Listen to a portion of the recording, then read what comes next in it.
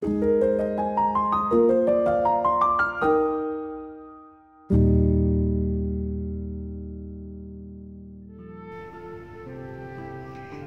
sejahtera saudara yang dikasihi Tuhan. Apa kabar Anda hari ini? Pernahkah Anda mendengar nama Lucian? Ya, ia adalah seorang intelektual yang hidup pada abad kedua di Romawi. Ia banyak bepergian sehingga ia akrab dengan kegiatan komunitas Kristen di seputar wilayah Palestina, Asia, dan Mesir. Tapi jangan salah, sebenarnya ia adalah pembenci Kristen. Namun menariknya, ia harus mengakui bahwa Yesus telah berhasil meyakinkan para pengikutnya bahwa mereka semua adalah saudara satu sama lain. Secara tidak langsung, ia harus mengakui bahwa komunitas Kristen berbeda dengan kelompok lainnya karena mereka saling membantu. Saudara, jika yang mengatakan atau menuliskan ini seorang Kristen, kita mungkin tidak heran. Bahkan sebagian orang bisa saja menduga orang tersebut melebih-lebihkan. Iya bukan? Tapi ingat, Lucian bukanlah pengikut Yesus. Ia dikenal sebagai filsuf pagan yang sering diterjemahkan dengan kata kafir, ya, pagan dengan kata kafir, yang pada masa itu dipahami sebagai penyembah dewa-dewi Romawi. Nah, menariknya justru apa yang dikatakan Lucian menjadi kesaksian yang valid yang dapat dipercaya.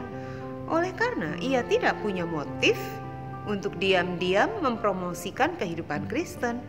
Anda setuju itu? Saudara, lantas bagaimana dengan bacaan leksionari kita hari ini? Menurut Kisah Para Rasul pasal 6 ayat 1 hingga 7. Semoga saudara sudah membaca. Kita tahu bahwa Kisah Para Rasul adalah buku kedua yang disusun oleh seorang yang bernama Lukas. Anda ingat buku pertamanya? Ya, Injil Lukas. Di dalam bagian awal dari Injil Lukas maupun kitab Kisah Para Rasul, kita mengetahui bahwa kedua tulisan ini ditulis oleh Lukas, seorang dokter, untuk diberikan kepada Theophilus. Dari namanya kita bisa menebak bahwa Theophilus adalah orang Romawi. Sangat kuat dugaan bahwa Theophilus adalah pejabat atau orang yang berpengaruh di Roma, kepada siapa Lukas hendak memberikan penjelasan mengenai siapa Yesus serta bagaimana karya Roh Kudus telah mengubah banyak orang. Saudara, Lukas dan Lucian, nama ini terdengar mirip, tapi jelas mereka bukan orang yang sama. Lukas adalah murid Yesus sedangkan Lucian bukan, paling tidak sampai saat itu.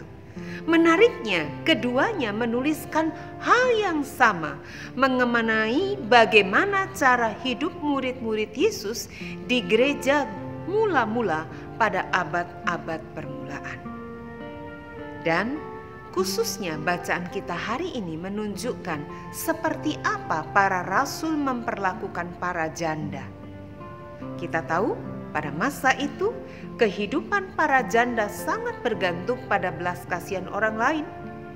Di tengah struktur masyarakat yang didominasi oleh laki-laki yang merendahkan perempuan, bisa dibayangkan seperti apa kehidupan para janda.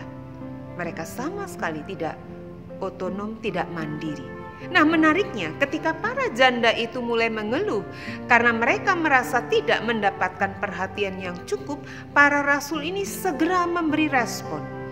Mereka bahkan mengajak jemaat pada saat itu untuk memikirkan solusi bersama, sampai kemudian mereka memilih 7 orang untuk melayani mereka yang kita kenal kemudian sebagai diaken. Menarik bukan saudara? Pada masa itu, di mana kita dapat menemukan orang yang mau peduli pada kelompok yang miskin, yang tidak punya akses terhadap kekuasaan.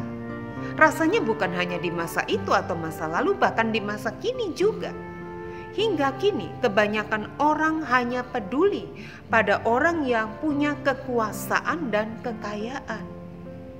Saya jadi ingat ungkapan yang mengatakan, berikan kekuasaan pada seseorang, maka kita dapat menilai seperti apa dia.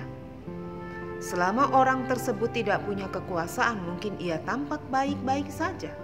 Tapi lihatlah, jika ia sudah berkuasa, belum tentu sama. Saudara, apa pendapat Anda untuk pernyataan ini?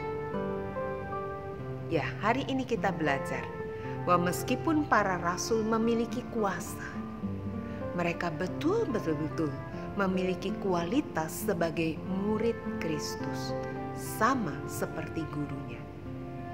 Kekuasaan mereka bukanlah di pemerintahan atau di tengah masyarakat melalui kekayaan. Kekuasaan mereka bahkan justru melampaui semuanya. Ingat kesaksian Lukas, bagaimana para rasul menyembuhkan orang lumpuh, bahkan membangkitkan orang mati. Ya, dalam kitab yang sama, Kisah Para Rasul. Adakah yang lebih besar daripada ini? Saudara, kita perhatikan bagaimana mereka memperlakukan orang-orang yang dipandang rendah, termasuk para janda ini. Memang tidak salah jika Lucian pun harus mengakui orang Kristen memang baik pada masa itu. Bagaimana dengan kita pada hari ini? Apakah orang lain juga mengakui bahwa kita orang baik? Selamat mempersiapkan diri merayakan Minggu Paskah ketiga esok. Semoga kebangkitan Kristus memberikan kepada kita kuasa untuk membawa kebaikan bagi banyak orang, sebagaimana layaknya murid Kristus. Mari kita berdoa. Ya Tuhan, tolonglah kami untuk sungguh-sungguh meneladani Kristus, mendengarkan dan mentaati perkataan Kristus, meneladani Kristus, sehingga hidup kami adalah cerminan Kristus di dalam kami. Sehingga apa yang mereka boleh lihat, orang lain boleh lihat, hanyalah Kristus di dalam kami. Kristus yang baik itu sungguh nyata dalam diri kami, bukan karena kebaikan kami, tapi karena Kristus. Kami mohon Tuhan, biarlah Roh Kudus memimpin dan memenuhi hidup kami. Kami mau, kami mohon. Amin. Tuhan memberkati kita semua.